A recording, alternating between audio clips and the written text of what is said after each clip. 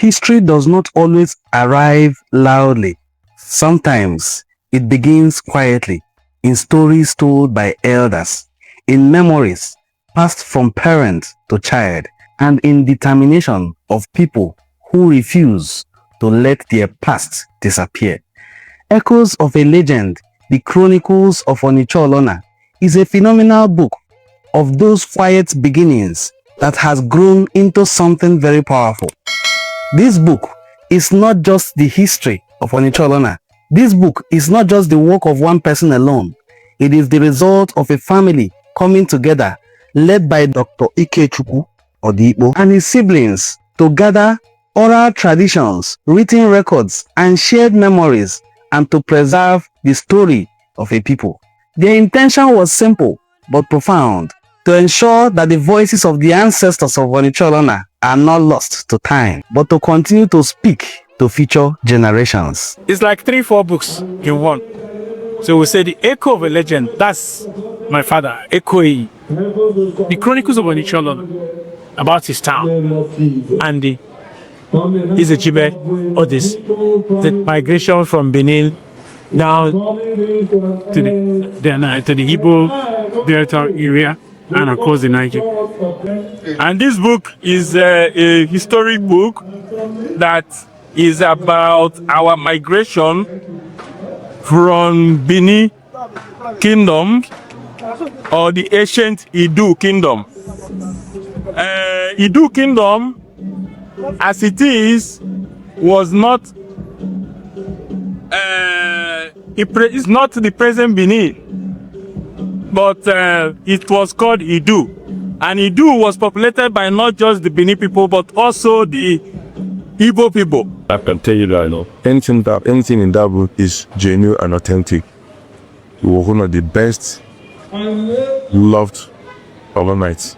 So the author is one of the foremost historians from this town, Onicha-Olona, and there's no better person to write a book about the history of Onicha-Olona than your Papa Odikpo. Actually a mentor to my dad, so I'm glad I'm here to witness this occasion.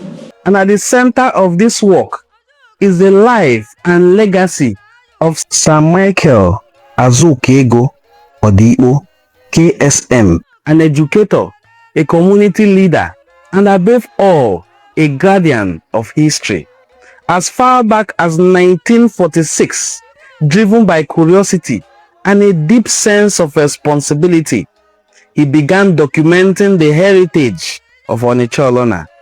Over decades, as a teacher, principal, and later board chairman of St. Martin's de Porres, now Olomina Girls Grammar School, he continued refining these records, carefully preserving stories that might otherwise have faded away. Even later in life, his commitment remained strong.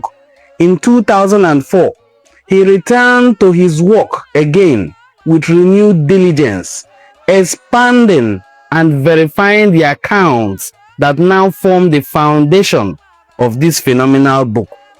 Echoes of a Legend takes us on a journey from the kingship and culture of Onicha-Olona to its ancient roots, its social life, and its place in the present day Anioma. Despite the many challenges involved in turning an old manuscript into a modern publication, the Odikpo family honored their forebearers' vision and brought this important record to life. This book is more than history. It is about identity, it is about belonging, and it is about endurance, the determination of a people to remember who they are and where they come from. May the story of Onicha-Olona continue to echo through generations, and may this book inspire us all to value, protect, and pass on our heritage. Thank you as we look forward to reviewing chapters of this work with you, our audience. We are going to look at the history of Onicha-Olona. Are they descendants of Ezechima? Are they not? Are they Igbo? Are they not? By the time we finish reviewing this book, you will have found out the answers to these questions. Chief Sir Michael Azukaego Odikpo, KSM, lived up to the glorious age of 95 before he passed.